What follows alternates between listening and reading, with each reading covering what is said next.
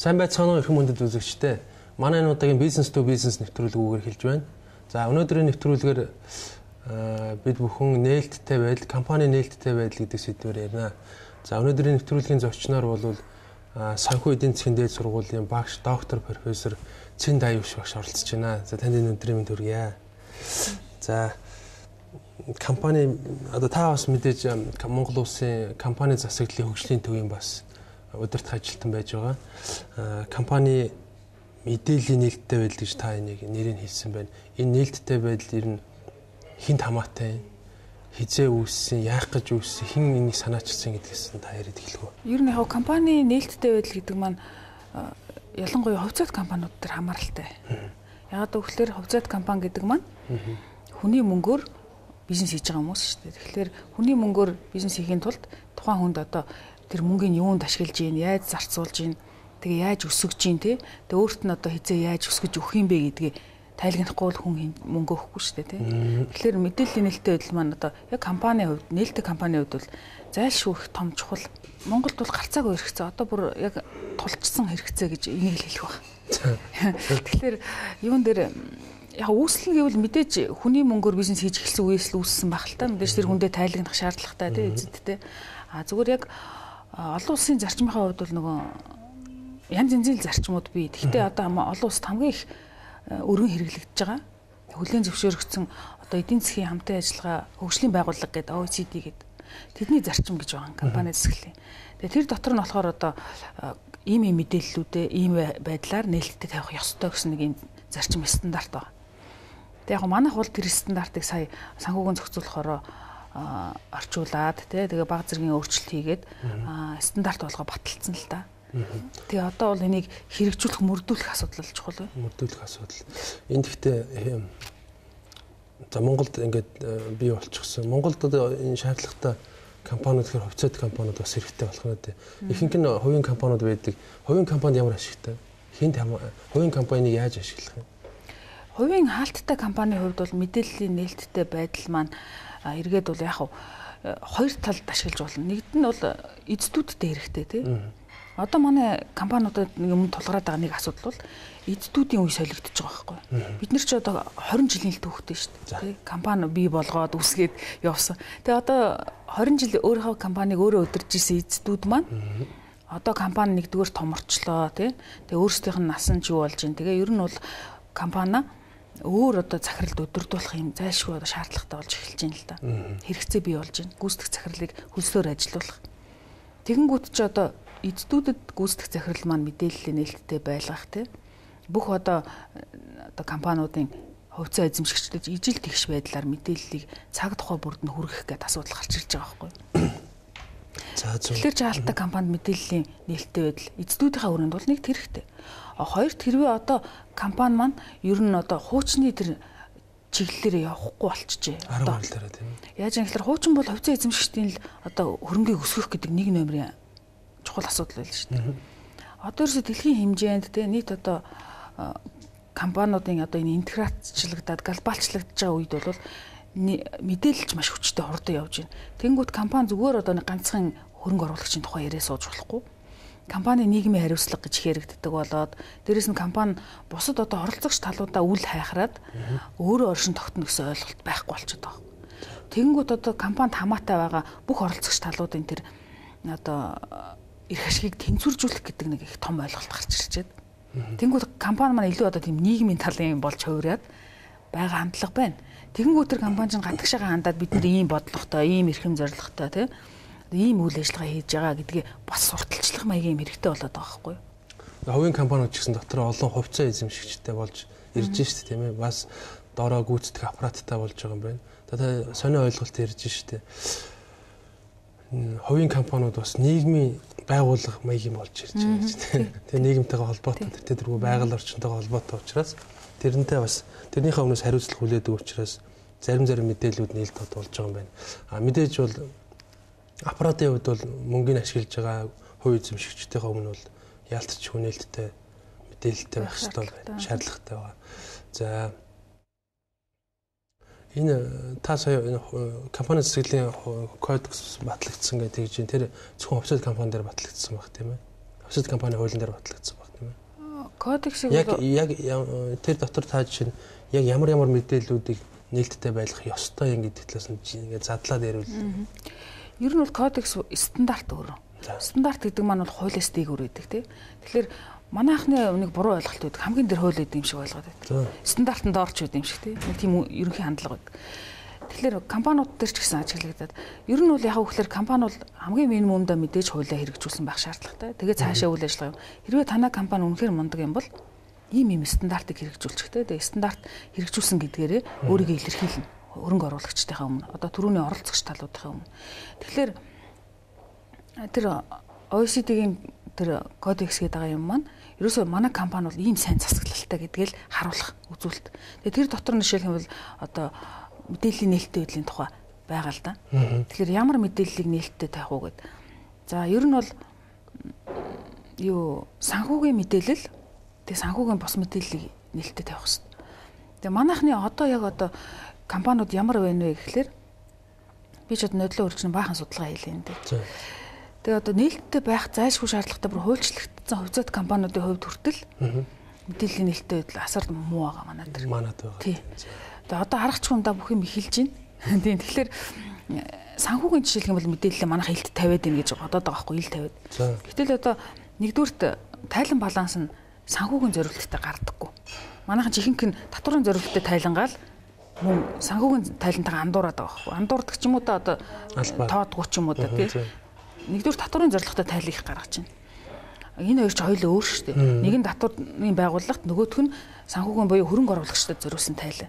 Тэгэхээр санхүүгийн тайлан нэгдүгürt яг одоо олон улсын стандартаар хийж сурах хэрэгтэй. За. Хөвшигтэй. Тэгээ дээрэс нь манайх ч одоо Эхлэн бодох бүртгэлийн тэр олон стандартууд нь бас олон улсын төвшнгөөс хоцорчжээ. Одоо манай дээр бас тэр Дэлхийн банкныхан бас үнэлгээ хийсэн юм дээр бас тиймэрхүү дүгнэлт гарсан байл. Тэгээд за санхүүгийн үзүүлэлтээс гадна санхүүгийн бус үзүүлэлтүүд гэж нэг юм байна. За тэр нь бол манайхны хувьд бол бүр ерөөсөө болоогүй. За тэр нь юу гэхээр жишээлх юм бол одоо нээлттэй компани байлаа гэхэд хувьцаа эзэмшигчтэй ямар мэдээллийг тавих вэ гэхээр за нэгдүгээр тууз яаж ажиллаж чинь те. За манай төлөөлөл удирдах зүйл ийм хүмүүстэй. Энэ гишүүд маань одоо ийм мэдлэг боловсролтой, ийм сонирхлын зөрчилтэй компанид 40% эзэмшдэг те. Одоо өөр ийм газар давхар ажил хийдэг. Тэр хэвтэл тэдний одоо ойрын гэр бүлийнхнийхэн талаар ч гэсэн мэдээлэл баг байх шаардлагатай байгаа байхгүй. Тэгжий сонирхлын зөрчил гарч ирнэ. За тэгээд дээрэс нь гүйцэтгэх захирлын талаарх мэдээлэл айгүй дэлгэрэнгүй байх шаардлагатай. За тэгээд компани одоо тэр хувьцаа те бусад одоо менежментийн талын мэдээлэл байх хэрэгтэй. За менежмент. Тийм манайхан болохоор менежментийг одоо тэр эрхэм зорилгоо бараг тавьдаг ч юм уу ч юм уу тэгээ орчиж байгаа хгүй стратеги бол нууц энэ. Гэтэл тэр чинь тавьж явах хэрэгтэй. За стратеги бол тавих хэрэгтэй байна. Стратеги тэр байтугай одоо ойрын үед хэрэгжүүлэх гэж байгаа одоо брендийн бодлого байд юм уу борлуулалтын тал дээр авах арга хэмжээ бодлого байд юм уу тийм. Эсвэл одоо ойрын жилүүдэд тулгарч болох эрсдлийн тухай мэдээллүүд хүртэл байж байгаа. Яагаад гэвэл тэр бүх мэдээллийг чинь харж иж одоо манай Монголд эсвэл одоо Дорнод аймагт байгаа хүн ч юм уу эсвэл бүр гадаадад амьдарч байгаа одоо олон улсын хөрөнгө оруулагч юм тэр компаниг чинь тэр мэдээлэл дээр үнэлээд за энэ үнэхээр одоо миний хөрөнгө оруулах компани мөн байна гэж одоо итгэлтэйгээр шийдвэр гаргаж иж тийшээ бол яг хөрөнгө хийх ёстой. Хэрвээ тийм итгэлтэй шийдвэр гаргах хангалттай мэдээлэл байхгүй байх юм бол хөрөнгө оруулагч нар тэр компанид хөрөнгө хийхгүй.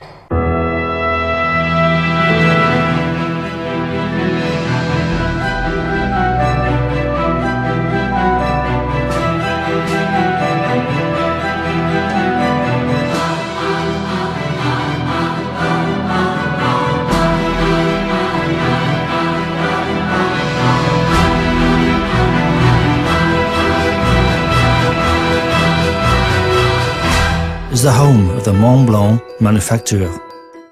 За таашаа хэллээ.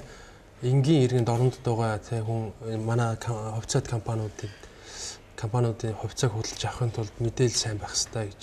Гэхдээ эдгээр вебсайтанда олон мэдээлэл тавьсан байгаа. Тэр нь бол тэр компани хувьцааг худалдаж авах хэмжээний тийм бүрэн мэдээлэл байдгүй юм байна тий.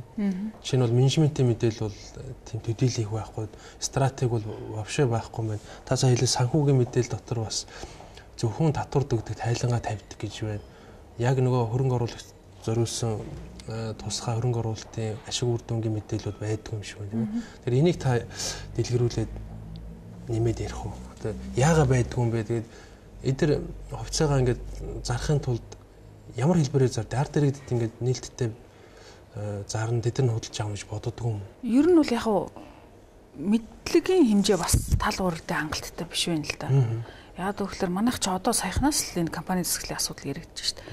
Тэгээ хууль эрх зүйн орчин ч гэсэн юм бүрдээгүй байсан. Тэгээ одоо манай компаниуд маань ер нь бас томроод цаг нь болж байна л да. Өмнө нь бол одоо нээлттэй олон нийтэд гараад тий олон нийтээс мөнгө босгох гэдгийг ач холбогдлыг бас сайн ойлгохдаггүйсэн байж магадгүй нэг талдаа. За дээрэс нь ер нь компани томрохлоор зайлшгүй одоо олон нийтэд гарах юм байна. За ялангуяа олон улсын зах зээл дээр гарах юм байна гэдгийг мэдчихвэл тэдний одоо шаардлагаар л мэдээлэл тавих хэрэгтэй бол. Тэгэхээр манай нөх хүний нөөцийн асуудал гарч ирнэ. За. Тийм компаниуд дээр одоо яг энэний ач тус нь юу юм бэ гэдгийг үннээсээ ойлгох хэрэгтэй болно. Үннээсээ. Тийм үннээсээ. Ягаад гэвэл зүгээр нэг одоо шаардлага биелүүлэх төдий биш. Одоо бид нар чинь хүний мөнгөөр юм хийж байгаа юм байна. Тэгээд тэр хүний мөнгийг бид нар ингэж зарцуулж байгаа, ингэж өсгөж байгаа гэдгээ зайлшгүй ил тод тайлагнаж явах хэрэгтэй байна гэдгээ бодох хэрэгтэй. Дээрээс нь энийг хэрэгжихэд бас манай орчин нөлөөлөд байна л да. Бизнесийн орчин. Одоо бизнесийн орчин гэхэд жишээлбэл авилгал байна тийм үү? Авилгал автцсан өгцөн компани бол одоо мэдээллийн ил тод тавихад хэцүү шүү дээ. Тэгэхээр чинь мэдээлэл ил тод өмнөрөө явахад бас нэг хэцүү юм гараад ирчихэж байгаа тийм байна. Энэ ч бас том чинь ингээд өрсөлдөөн бий болох юм бол бас том өрсөлдөөний давуу тал болох нь шүү дээ. Бүх мэдээлэл тавьсан компани гэдэг бол итгэхэд бүр коммун хялбар ирээдүйтэй ашиг орлого нь олох нь ойлгомжтой болж таарах нэ тийм ээ. Яг одоо үед бол. Ер нь бол компани засаглалч их утгаараа хэрэгжүүл тийм нээлттэй байдал ингээ бүрэн бүтэн яг үнэн зөвөр явах юм бол ер нь компани засаглалч өөрөө авилгалын одоо яг нөгөө антидот нөхгүй. Тийм. Тэгэхээр одоо мэдээллийн нээлттэй байдал гэдэг бол авилгал байх боломжгүй л гэсэн үг. Боломжгүй. Дээрээс нь бас үр ашиггүй байдлын яг эсрэг юм нь байхгүй. Хяналттай байх. Тийм. Одоо хин нэгэн менежерийн тийм хин нэгэн гүйцэтгэх захирлын дур зоргоор тэр хүний үзэл бодлоор компани явах гэхээсээ илүү олон нийтийн хяналтанд орчиж байгаа учраас нөгөө хүн чинь нөгөө баг чинь сайн ажиллах тал руу аюух анхаарч эхэлнэ гэсэн үг тийм. Тэгэхээр бас компанидаа ч ашигтай. За та энэ үр дүнг нь үнэхээр сайхан хэллээ тийм ээ. Ямар нэгэн байдлаар аль талдаа тайван бүх мэдлэг чадвар бол бүтээмжийн төлөө хөгжлийн төлөө явах нь шүү дээ тийм ээ. За манад ийм компаниуд байна уу? Та заавал одоо ингээ ирээдүйд бий болно гэдэг хас одоо нэр дуртахчтай хаашаа ер нь байгаа юу? Ер нь бол байгаа. Манад бол гайгүй их одоо стандарт руу явж байгаа их зөв одоо бүтэц бий болгоцсон байгаа компаниуд байгаа. Ихтэй цөөхөн. Цөөхөн тийм. Тэгэхээр ер нь компани засаглал гэдэг маань өөрөө одоо гурван талаас тодорхойлогддог байхгүй. Нэг талаас бол юу гэхээр компани одоо өөрийнхөө нөө менежментийн юм уу удирдлагын бүтцийг бий болгох хэрэгтэй тийм. Тэгээ бүтцээ зөв хийх одоо ингээл удирдлага хамгийн топт нь хэн байхын дараа нь яаж салбарлах явхан компаниуд нь яаж байрлах юм. За дараа нь бүтцээ хийсний дараа тэр одоо эдгээр чинь хоорондоо ажиллахын тулд бүх одоо компани дүрм тий туузын журам тэгээ одоо хүмүүсийн одоо албан тушаал дээр байж байгаа хүмүүсийн хийсэн гэрээ тэгээ тэр хүмүүсийн одоо ажил үүргийн хуваар гэх бүх юм тодорхой цаасан дээр буусан байх ёстой. За тэгснийхаа дараа нөгөө компани чинь систем болж ажиллахын тулд нөгөө дүрм журмаа хэрэгжүүлдэг баг. Тэгэх юм бол компани яг амьд систем болоод үр ашигтай. Тэгээд өөрөө систем болоод ирэхлээр хамгийн үр ашиггүй юм өөрөө шахаж гаргадаг. Тэгээ өөрөө үр ашигын төлөө явдаг тийм бүтэц бий болно. Тэгэхээр манай дээр бол одоо компаниуд юун дээр алдаад байна гэхээр зарим компани бүтцээ хичнээн том баян компани гэсэн бүтцээ бий болгож чадаагүй компани. Яаж юм гэхээр эзэн самаралтай. Нөө эзэн 20 жил удирдах ирсэн бүх юмдаа гараа өсгөх зурдаг байсан. Тэгээ одоо нөө эзэн байхгүй 10 хоногт л бүх одоо шийдвэрүүд аварчдаг. Тэгээ нөгөө компани ерөөс ажил хийх болохгүй, боломжгүй шийдвэр гаргахгүй. Тэгэхээр хичнээн том компани хүртэл тийм хэлбэртэй байна. Эсвэл юун дээр алдаж инглэр манайхан бүтцээ гайгүй хийчихэд тэр цаасан дээр алдаад. За компани дүрм, журам тэр бол цаас гэж манайхаа их боддог байхгүй. Гэтэл тэр чинь яг цагаа тулаад ирэхээр бүх компаниг ажилуулдаг ганц механизм. Багж. Тийм. Тэгээ дээрэс нь хэрвээ янз бүрийн асуудал үүсэх юм бол маргаан шүүхт үүсэх юм бол тэр бүхнийг яаж шийдэх вэ гэхээр хуулиар биш шүү дээ. Манайхан бол хуулиар гэж ярьдаг байхгүй компани. Гэтэл компани үйлчлэн тэр хамгийн доор стандарт байхгүй. Тэр доор байж байгаа юм. Тэр доор байж байгаа юм тэр дээдлийн нарийн юм одоо шийдэхэд ашиглахад бол их бүдүүлэг байгаа байхгүй. Тэгэхээр болж игэл компаниуд одоо өөрсдөө дүрмтэй, өөртөө тохирсон журамтай, эзэдүүд нь өөрийнхөө одоо тэр хүсэл сонирхол юм оруулсан тэр бичиг баримт журмуудаа боловсруулах юм бол тэр компанидэр гарсан маргаан шийдвэр янз янзын асуудлууд бүгд тэрүүгээр шийдэгдэнэ. Дотроо. Тий. Олон улс шүүхтэр очсон ч гэсэн. Шүүхтэр очсон ч гэсэн одоо ингэж байгаа шүү дээ. Компани дүрмэнд өөрөөр заагаагүй бол ингэж хуулиар шийднэ гэж байна шүү дээ. Яг зөв. Тэгэхээр дүрмэн дээрээ байгаа байхгүй. Тэрийг л одоо ойлгоод дүрмээ маш сайн анхаарал болж игэл одоо хөдөлгөөн болгоныг тэнд оруулж өгөх хэмжээний нарийн стандартыг уг нь бол компани дотроо хийх хэрэгтэй байхгүй. Яг зөв дээ. Урдны нэвтрүүлэгч бас нэгэн талаар ярьсан те. Ингээд судалгаа хийсэн залуу байгаа юм. Монголын компаниудад дээр. Тэгээ судалгаа хийгээд бүх проблемуудыг ингээд цуглуулад анализ хийхлээр бүгдээрээ эзэнтэй нь холбоотой. Тэгээ эзэдүүдийн ингээд судлаад үзэхлээр нөгөө л мэдлэг чадвар дутсан тийм ээ, хүмүүжлэн дутсан, зан характер нь дутсан тиймэрхүү шалтгаануудаас болсон байна л гэж гарч ирлээ л дээ. Тэгэхээр энэ дараагийн халлаа гоё боловсролтой залуучууд ирж байгаа гэж ойлгуулсан бас. Тэр энэ дүрм журмын асуудлуудыг бол яг ингэж хийж явах зүйтэй гэж бид нар бас ойлгосон байна. Тэгээд за одоо хоёулаа ингээ хаалттай компаниуд бол иймэрхүү хэлбэрээр нээлттэй одоо мэдээллийн хэлбэрийг бий болгож болох юм байна. Ховцоод компаниуд бол бүр зайлшгүй сайн хэлдэг шүү дээ. Санхүү дотор нь бол асуудал байгаа юм байна. Санхүү нь таашаа ингэж гарах хэрэгтэй байна. Менежмент стратеги нь ингэж гарах хэрэгтэй байна гэдээ хэлээд өгчлөө. За мэдээж энэ бас адилхан л та. Энэ төрийн өмчийн компаниуд гэдэг нэг юм том асуудлууд хоёлоо яриа. Одоо төрийн нээлттэй байдалтай, төр засгийн байгууллагуудын нээлттэй байдал. Энэ дээр одоо ямар хууль тогтоомж одоо энэ яг компани засгийн хуулиар ингээд шийдэгдэж болохоор юм байна. Төрийн байгууллагуудын нээлттэй байдлыг яаж зохицуулах талаар танд мэдээлэл байна. За би бол төрийн өмчт компанийн тухай илүү ярих гэж бодож байна л да тий. Тэгэхээр одоо төрийн өмчт компаниудын асуудлууд дараагаар хэвлэлээр гарч байна шүү дээ одоо. Тий Мят гээл ингээл дараа. Тэгэхээр төрийн өмчт компани гэдэг маань өөрөө хэцүү бүтэц. Яг гэвэл төр бол хамгийн муу менежер гэж ярьдаг тий. Төрийн өмчт компани байна гэдэг бол хэний ч эзэнгүй компани байна л гэсэн. Эзэнгүй компани. Тэгэхээр тэндээс бол төрөөс одоо мөнгө авах бүх үе таалга нэгдэж байна л гэсэн үг тийм. Тэгэхээр төрийн өмчт компаниг өдөрдөн одоо үргэлжлэлтэй ажиллуулна гэдэг бол маш хэцүү. Энэ ямар ч түүхэнд оронд байхгүй асуудал. Үгүй их олон улсууд төрдөө компанитай. Уулна. Тийм. Тэгтээ тэд нар бол аль болох эдийн засгийн бизнесийн чиглэл одоо тэр зам ёс руу ойртуулах гэж үздэг байхгүй. Тэгэхгүй одоо манайхан шиг төр нь бүгдийг хийнэ гэдээ яваад байдаггүй. Тэр төр одоо төрийн өмчт компани их олон болоод ирэхин хэрээр төрийн өмч их байгаад ирэхин хэрээр л тэнд үр ашиггүй бүтэц дүүрнэ. Тэнд авилгал хээл авах бүх муу мухай юм л үүрлэнэ гэсэн. Ямар ч сайн төрийн удирдагч лидер гараад тийм байсан ч гэсэн төрийн компани бол явцгүй гэсэн ойлголт байна тийм үү? Ер нь альва засаглал хин нэгэн хувь хүнээс хамааралтай байвал эсвэл намаас эсвэл манад байгаа одоо энэ бизнесийн бүлэглэлүүдээс хамааралтай байх юм бол тэр бол хамгийн муу засаглал байна л гэсэн. Өөрөөр хэлэх юм бол бүтэц байхгүй.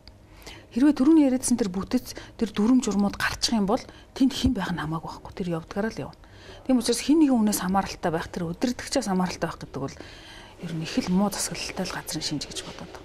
Тэгээ энэ хүмүүс харин тэгээд энэ төрийн байгууллагатай ч гэсэн хэрнээ нээлттэй ил тод байя тэгээд энэ одоо тэгээд хий хоосон л үг болж таарах уу? Уу яг төрийн өмчт компанийн хувьд бол нэг өөр тийм тэр чинь бизнес хийж байгаа газар төр бизнес хийж гин гэсэн үг. А төрийн байгууллагууд агентлагуудын хувьд гэх юм бол тэд нар бол төрийн зүгээр нэгж штэ тийм. Гэхдээ төрийн нэгж төр маань өөрөө бол нээлттэй байх хэвээр. Тэгээ тэрийг зүгээр ярих биш. Бүр стандарт гаргаад тэгээ стандарт нь мэдээж хамгийн үр ашигтай, хамгийн зөв стандартыг гаргаж ирээд тэрнийхээ дагуу яг одоо ямар мэдээлэл, ямар одоо стандартаар ямар хугацаанд хинд нээлттэй байх ёстой юм бэ, ямар арга замаар гэдэг маш тодорхой болох хэрэгтэй. Тэгэхгүй бол манайхан ч одоо ерөнхий юм ярих юм шиг мэдээлэл нээлттэй байх ёстой, өглөө болгон одоо өглөөний цагаал ингээл ерөнхий сайд нь ч юм уу энэ ингээл мэдээлэл ярьж ингээд тэр чинь нэг стандарт байхгүй байгаа байхгүй тийм. Зүгээр задгаал байгаад байна тийм. Тэгэл одоо тэр чинь хувь хүний үзмжээс ойлголтоос аягүй хамааралтай болчихно. Тэр тэрийг л одоо субъектив юмнуудыг л аль болох багасгах. Стандарт гэдэг бол цаана хариуцлага нь байж байгаа байх тийм. Тийм стандарт гэдэг чи одоо хүн болгонд те бид нар одоо ямар нэг юм хийх гэхэд л яаж хийх вэ гэдэг би хувийнхаа дүгнэлтээр биш. Харин ийм юмыг яаж хийж юм бэ гэдэг стандартаа үзчихэд би яг энэ хооронд л миний эрхчлөө байгаа юм байна гэдэг мэдрээд хийх ёстой байхгүй.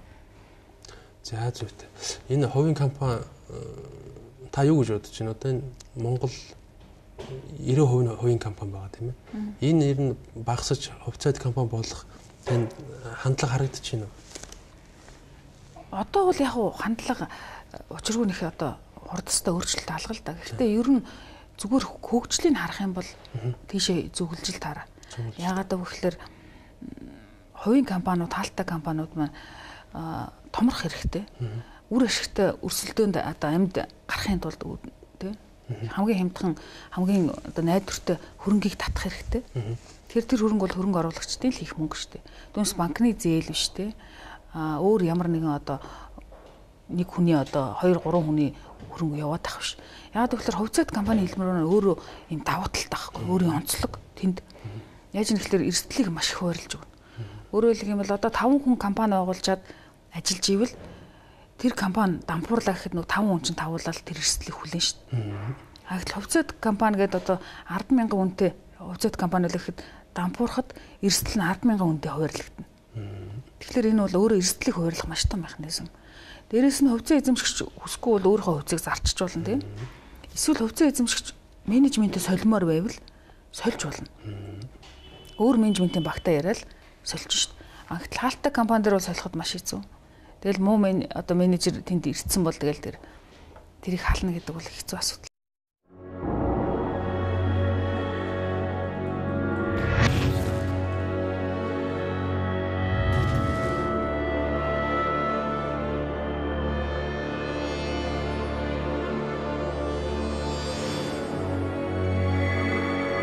Reservation has been made, sir. You're welcome. 225 West Street.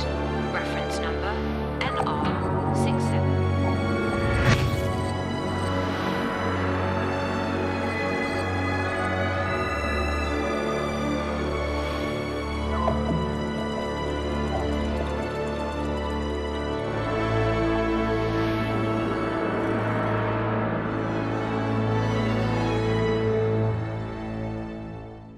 Энэ манай хөрөнгийн бирж төрийн өмчт байгуулах шүү дээ тийм ээ. Тэгээ ийм тохиолдолд энд хүмүүс мөнгө босгоод хувьцаат компани дэлгэрнэ гэж байх уу?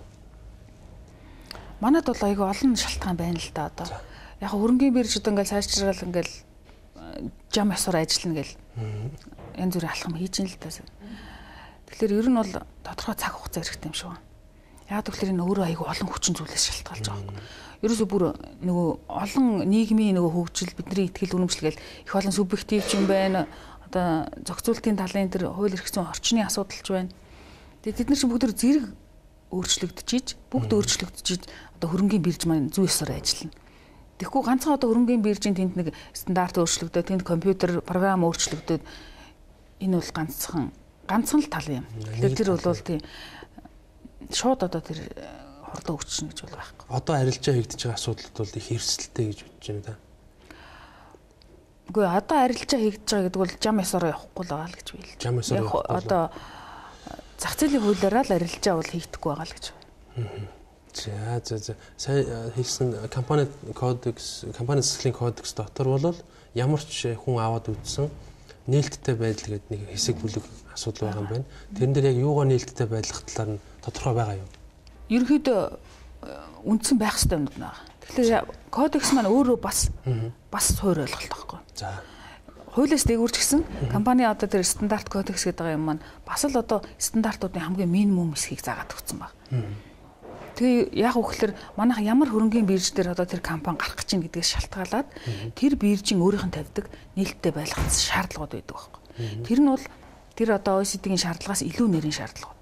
Жишээлбэл Нью-Йоркийн хөрөнгийн бирж дээр гарна гэвэл маш өндөр шаардлагаар мэдээллийн нээлттэй болох хэрэгтэй болно. Лондонгийнх бас нэг өөр юм шаардна. Хонконгийнх бас нэг өөр юм шаардна. Тэгээд тэдний энэ шаардж байгаа уян хатан байдал гэдэг чинь хөрөнгийн биржийн бодлогоо шалтгаалаад харилцаа адил байдаг. Зөв. Энэ даваа сөрөгдөл гэж бас байгаа шүү дээ тийм ээ.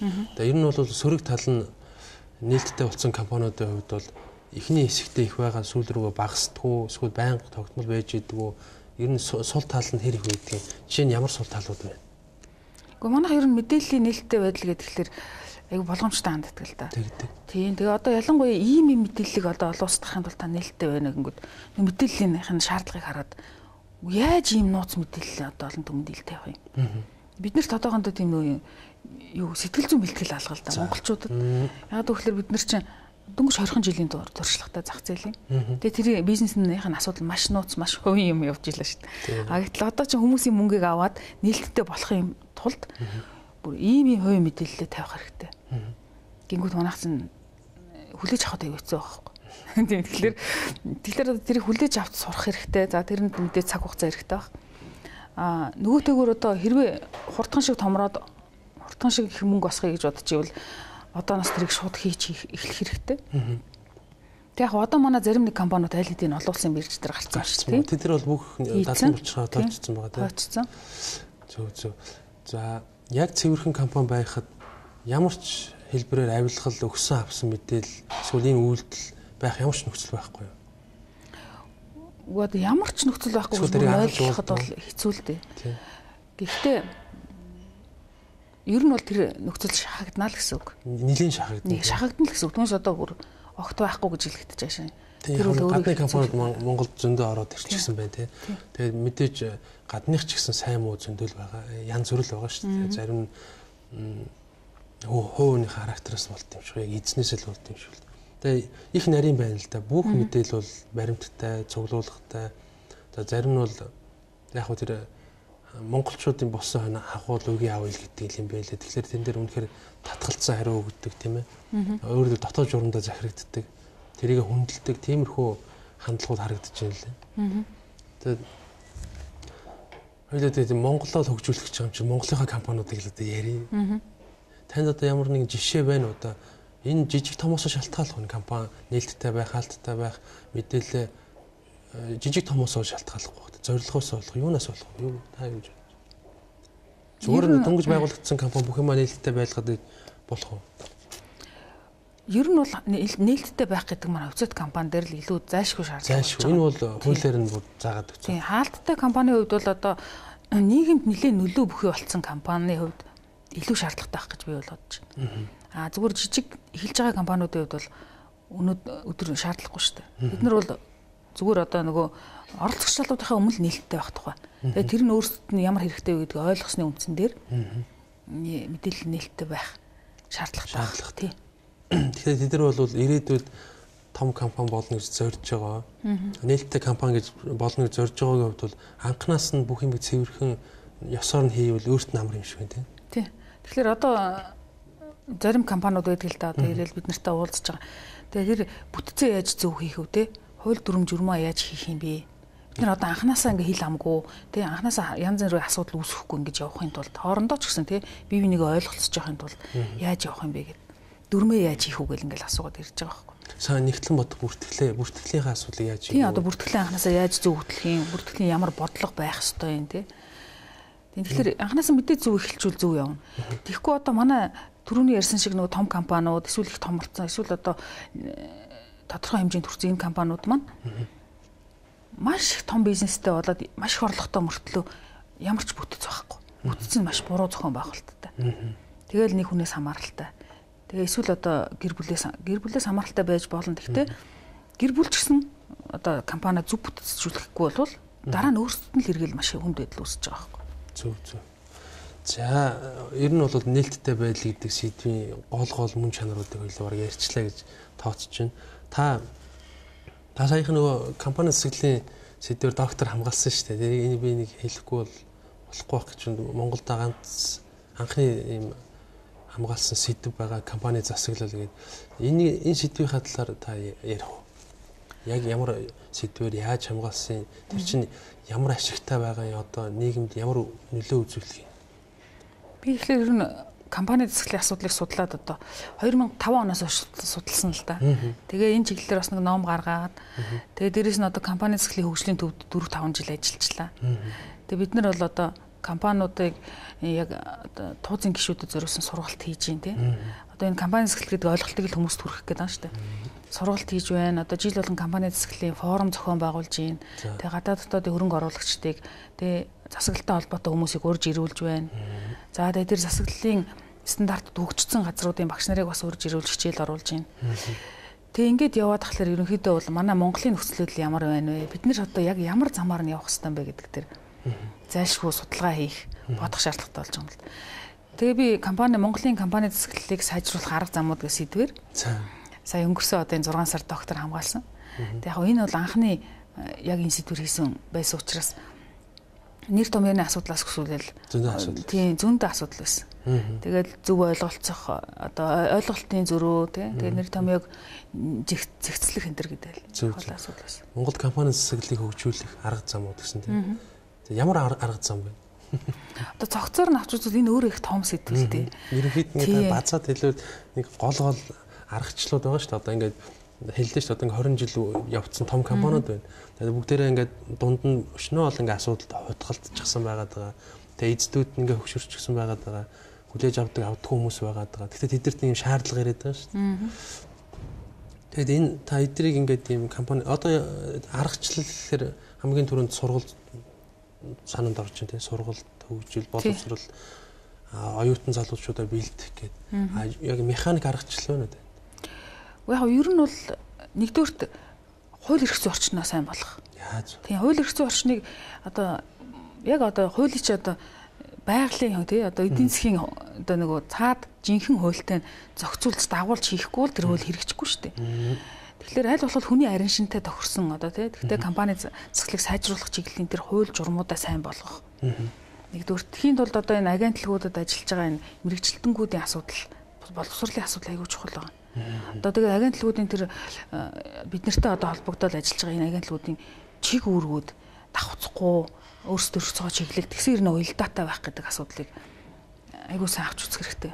Тэгвэл эдгээр чинь нөө тусуулахаас усуулах нь их болоод байгаа байхгүй. Тэг болоод байна. Тийм авилгалын үүр болоод байна. Бодлого одоо хэрэгжүүлэгч гэдгээсээ илүү жижиг юмруу дахиж ордог эсвэл одоо үсрээд өөр нэг юм хийчдэг ч юм уу. Ийм асуудлууд их харагдчихээн л да. Тэгээ нэг талаар энийгээ зэгцлэх. Нөгөө талаас одоо хөрөнгө оруулагч болох гээд байгаа ард түмэн Монголын одоо энгийн хүмүүс байна тий. Тэгээ мөнгө хийх гээд байж байгаа энэ хүмүүсийнхээ боловсролыг дэвшлүүлэх. Одоо санхүүгийн мэдлэгийг дэвшлүүлэх шаардлагатай. Хөрөнгө оруулагч гэдэг маань зүгээр шуурд очивол зургтын рекламд итгэл одоо Анад банкны хувьцаг гүйцэтгэж авчдаг байхгүй тулд тэр хүн чинь анхны нэг логиктой байх. За тэгээ хүн болгон мэдээж нарийн бүх юмыг мэдэх албагүй. Тэгэхээр тэднэрт чинь заадаг, зөвлөдөг тэр санхүүгийн хөндлөнгийн байгууллагууд бий болох хэрэгтэй байгаа байхгүй. Тэгэхгүй манайх чи эсвэл төрийн байгууллага, эсвэл бизнесийн байгууллага болчиход байна шүү дээ. Тэр хоёрын дунд оршдог санхүүгийн шинжээчд тий зөвлөгөө өгдөг газрууд хувь хүмүүсийн одоо тэр хөрөнгө оруулалтыг өдөрдөн зохицуулдаг тий тэр хөрөнгө оруулалтын сангууд гэдэг ийм юмнууд байх хэрэгтэй байхгүй. Тэр энэ чи одоо санхүүгийн дид бүтц гэж хэлээд байна. Тэгээ энэ дид бүтцээ бий болох шаардлагатай. За тэгээ нөгөө талтай болохоор одоо нөгөө бизнесүүдээ тэгээ бизнесийн одоо орчинд ажиллаж байгаа хүмүүсээ бизнесийн эзэдүүдтэй энэ ойлголтыг сайн өгөх хэрэгтэй. Тэгэх юм бол ингээ гурван талаас одоо юм бүрдээд нөгөө механизм маань ажиллаж эхлэх гэдэг. Тэгэхгүй ганцхан талын ярихлаар нөгөө хоёр нь үлдчихэд байгаа байхгүй. За маш олон хүчин зүйлүүд байгаа хаа.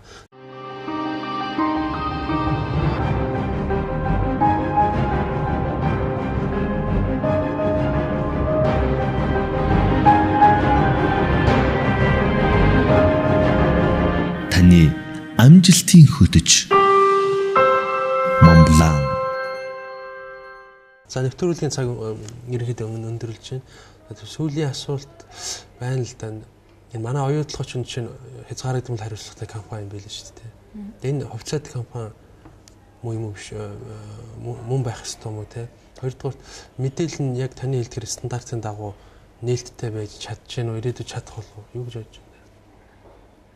Оюу толгой дээр бол одоо маш олон асуудал хэрэгтэй байна л да. Тэгэхээр оюу толгой одоо би оюутнуудтайгаа судалж байгаа. Яг оюу толгойн одоо бүх юмнуудыг магистрийн оюутнуудтайгаа нийлээд тэгээ бид нар одоо оюу толгойн тэр одоо хөрөнгө босгох үедээ өөрсдийн гаргаж ирсэн тайлан тэгээ манад одоо энэ гарч байгаа мэдээллүүд хэр үнийн одоо хүмүүс одоо сэтгэлийн хөдлөлөөр хандаад байна уу?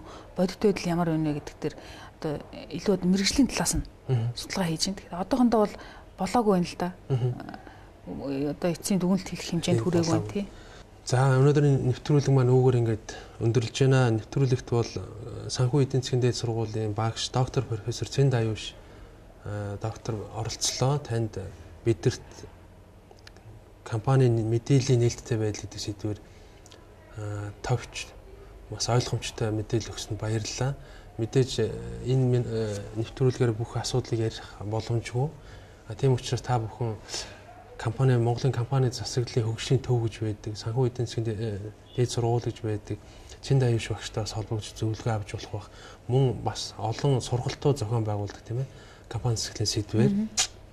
За тэр вебсайтын дотор бас компани засаглалын кодекс өөрөө байж байгаа байх.